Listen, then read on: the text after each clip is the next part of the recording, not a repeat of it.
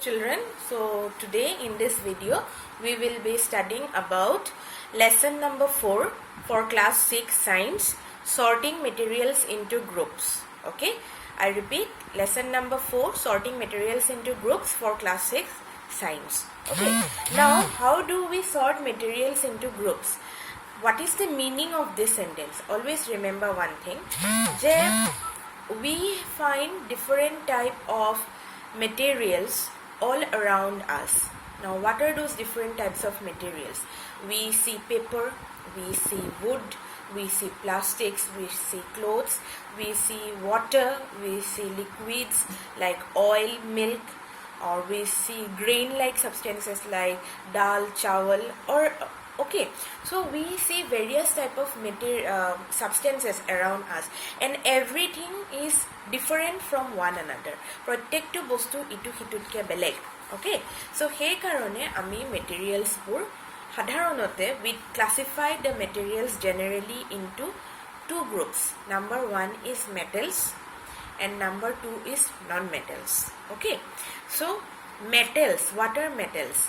Like objects which are made of metal. Some of the objects that are given in your book, name of some objects which are made of metals. Spoons, they can be made of brass, aluminium, steel, anything. Utensils, bason borton. Knives, suri kotari. Nails, gojal. Okay, furniture. Okay, so the furniture is made of wood. Furniture is not metal always. Furniture that are made of iron or lead, those are known as metals. Then another in the non-metals, the category, the objects like wood, plastics. Right now you should know that all these things are also falling under the category of non-metals. For example, how are your toys made up of? তোমালোকৰ খেলা বস্তুবোৰ কিহেৰে বনোৱা হৈছে? প্লাষ্টিকেৰেও বনোৱা হয়, ৰাবাৰেৰেও বনোৱা হয়, সেইবোৰ মেটেলৰ কেটেগৰীত নপৰে। ঠিক আছে, পানী খোৱা তোমালোকৰ বটলবোৰ সেইবোৰ কিহেৰে বনোৱা হয়? কিছুমান মেটেলেৰে বনোৱা হয়, কিছুমান প্লাষ্টিক, ৰাবাৰ, থাৰ্মোস, সেইবোৰ সব বেলেগ বেলেগ বস্তুৰে বনোৱা হয়। আচ্ছা, এতিয়া কথাটো এনেকুৱা হৈছে যে তোমালোকে সদায় জানিব লাগিব এটা কথা, যে মেটেলছ আৰু নন মেটেলৰ কিছুমান কেৰেক্টাৰিষ্টিক্স থাকে। কি কি কেৰেক্টাৰিষ্টিক্স? মেটেলছবোৰৰ ধৰা যেনেকৈ এতিয়া আমি সোণৰ বস্তু পিন্ধোঁ, গ'ল্ড, তেতিয়া গ'ল্ড এটা মেটেল হয়, হয়নে? গ'ল্ডৰ এটা শ্বাইন থাকে, হয়নে নহয়? প্ৰত্যেক মেটেলৰ এটা শ্বাইন থাকে, কিন্তু নন মেটেলবোৰৰ তেনেকৈ ইমান নিজস্ব এটা শ্বাইন নাথাকে। They do not have a shine of there on. তাৰপিছত মেটেলছবোৰে সদায় জানিবা যে মেটেলছবোৰৰ মাজেদি হিট আৰু ইলেক্ট্ৰিচিটি কণ্ডাক্ট হ'ব পাৰে। কণ্ডাক্ট মানে কি? যেতিয়া এটা বস্তুৰ মাজেদি হিট বা ইলেক্ট্ৰিচিটি আৰ পাৰ হৈ যাব পাৰে, পাছ কৰিবলৈ পাৰ্মিশ্যন দিয়ে বস্তুটোৱে, সেইটোক কয় তোমাৰ কণ্ডাক্টৰ। তুমি এতিয়া মই কথাটো কৈছোঁ, আমি এতিয়া এলুমিনিয়ামৰ বাচন এটা, কেৰাহী এটা ল'লোঁ, তাত তুমি চব্জি বনাব পাৰিলা, হয়নে নহয়? Y? Because it is allowing the heat from the burner to pass through it and heat up the vegetables or the food items that we are cooking, right? So metals allow heat and electricity to pass through it. এই কিটা বস্তু তোমালোকে সদায় মনত ৰাখিবা। আৰু মেটেলছবোৰ সদায় বেলেগ বেলেগ তোমাৰ নন মেটেলতকৈ সদায় দেখে। এতিয়া মই যে তোমালোকক ক'লোঁ যে মেটেলছৰ এটা নিজৰ শ্বাইন থাকে, যেনেকৈ গ'ল্ডৰ এটা নিজৰ শ্বাইন আছে, চিলভাৰৰ এটা নিজৰ শ্বাইন আছে, এলুমিনিয়াম এইবোৰৰ নিজৰ শ্বাইন আছে। সেই কোৱালিটিটোক, শ্বাইন থকা কোৱালিটিটোক কয় লাষ্ট্ৰাছ। LUSTROUS, মেটেলছ আৰ লাষ্ট্ৰাছ দেই, সেইটো মনত ৰাখিবা। তাৰপিছত তোমালোকে আৰু এটা কথা জানিব লাগিব যে আমি পঢ়োঁ, we have studied that everything around us is matter. You have learned this in the earlier classes. What is matter? Everything around us is matter. Kitab khon matter, table khon matter, soki khon matter, bisona khon matter, book khon matter, hone tumi nije matter. Anything that have mass and volume and occupies space is known as matter. Okay, so remember this. Now after this, what actually matter মানে এতিয়া কথাটো হৈছে যে matter কিহেৰে form হয়, how is matter or what is matter formed of? Matter is formed of tiny particles called atoms and molecules. Ne jeneke amar human body to cellere form hoy horu horu thik teneke prottek to matter horu horu kisuman bosture form hoy heburok koi tumar atoms aru molecules. Acha etia hoday ami janibo lagibo tumalokor lessonot dia ase je states of matter keta. Matter basically tinta state ase, eta hoise solid, eta hoise liquid, eta hoise gas. Solid guta which have hard rigid shape and size, has a definite volume, yes, that is known as a solid. Guta bostu eta solid boli koa hoy. Bottle to solid, borof tukura solid. Now what is liquid? Liquid or definite mass aru volume ase kintu tar kono fixed shape and size nai. Tumi jenekwa dhoronore container rot liquid to pour kori dia, the liquid will take the shape of the container in which you pour it, right? So that is the quality of a liquid. Okay, next why liquid etia kotha to hoise je okay mo bujai jam. Next ami pohim gas.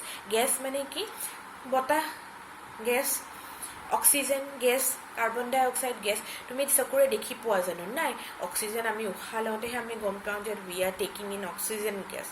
Gas is that state of matter where the molecules are very far apart from one another. They do not have definite shape and size but or a definite volume. Okay, etia kotha to enekwa hoise je tumaloke hoday eto bhabibo lagibo je solid or kyo shape ase, liquid kyo jikono container or shape pot jabo pare aru tumar gas or kyo kono dhornor shape ba akar akriti ne.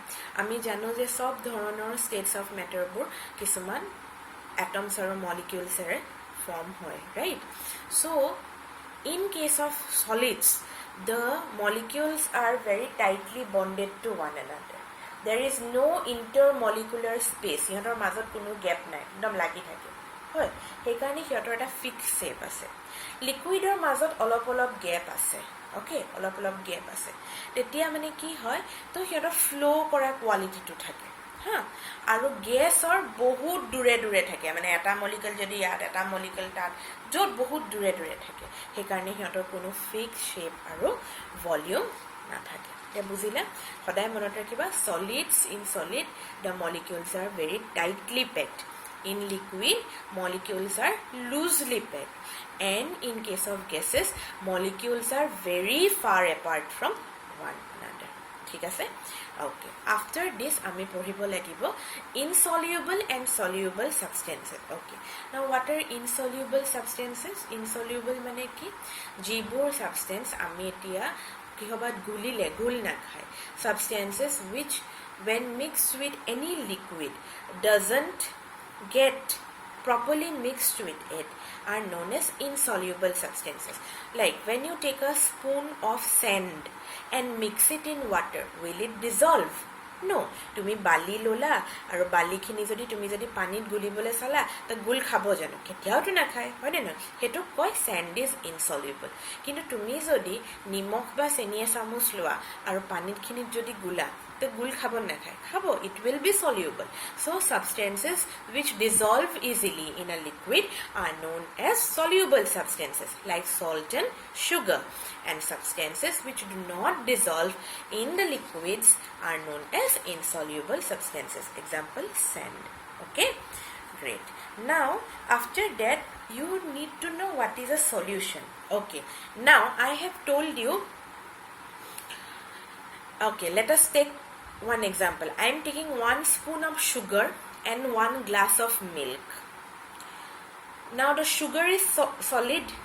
Hone na sugar to guta bostu, milk khini liquid bostu. এই যেটো গুটা বস্তুটো যে মই লিকুইডত mix কৰিম হেতু কয় solute, SOLUTE, solute.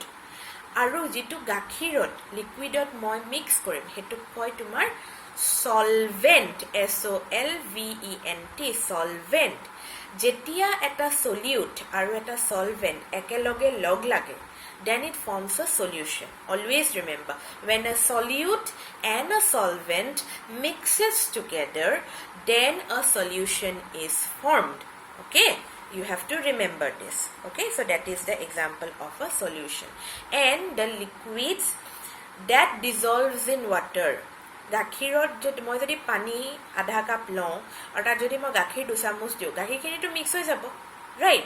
So the type of liquids that sorry মোৰ ভুল হৈছে হা কি হৈছে the type of liquids that dissolve in water ঠিক আছে আচ্ছা ঠিক আছে the type of liquids that dissolve in water are called miscible liquids. আচ্ছা গাখীৰ ললো পানী ললো মিক্স কৰি দিলো মিক্স হৈ গল হেকাৰণে হেতু কি বুলি কয় miscible liquids.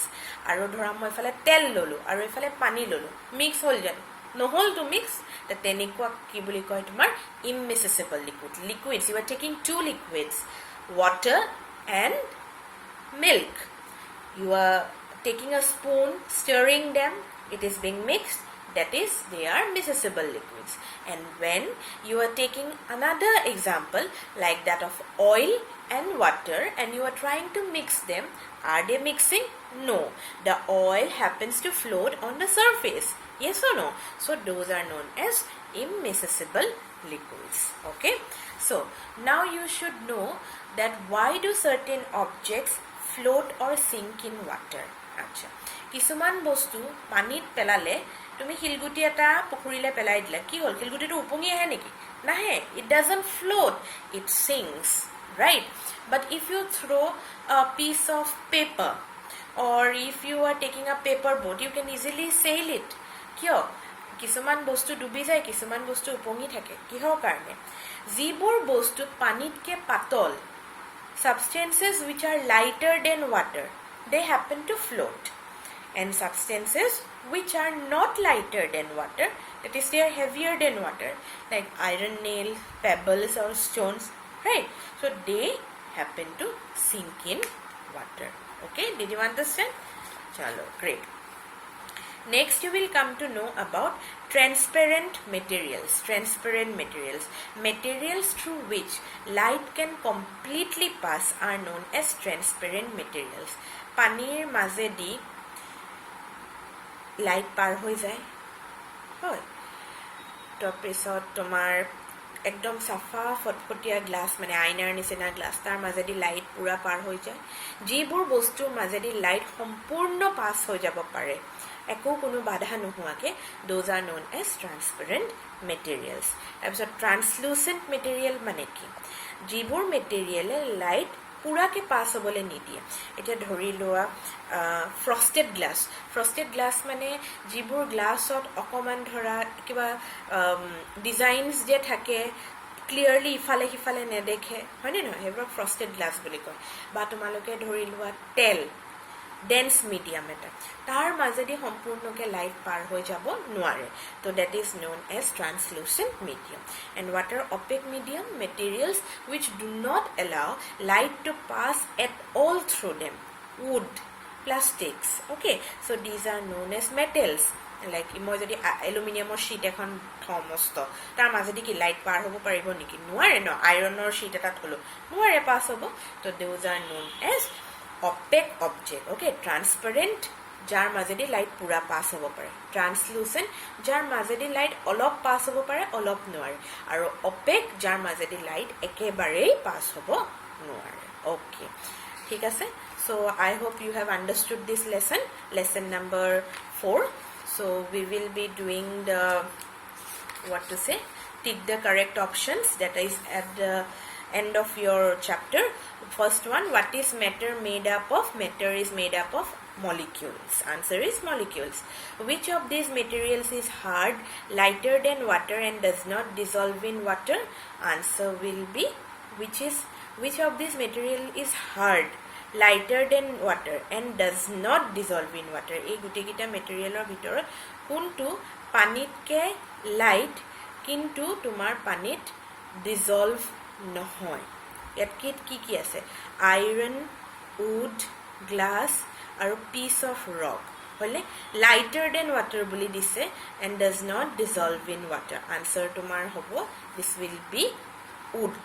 Okay, wood সদায় পানীতকে পাতল কিন্তু পানীত ডিজলভ হয় জানো নহয় তুমি কাঠ এটুকুৰা পানী গ্লাছত দিলে ডিজলভ হ'ব জানো কেতিয়াও নহয় okay which of these materials is heavier than water transparent and breaks easily আচ্ছা পানীতকে গধুৰ কিন্তু ট্ৰান্সপেৰেন্ট হয় কিন্তু সহজে ভাঙিও যায় আনসাৰ হ'ব glass okay which of these two liquids are immiscible মানে মিক্স নহয় আনসাৰ হ'ব water and coconut oil number 5 which of these options best describe metals last one is your correct option solids and good conductors of heat which of these number 6 which of these materials is transparent answer is clear glass okay so I hope you have understood this lesson please write down tick the correct options I will provide you the answers question answers also please study at home and do revise what I have taught okay thank you and have a nice day go through the video okay and be regular in your studies bye bye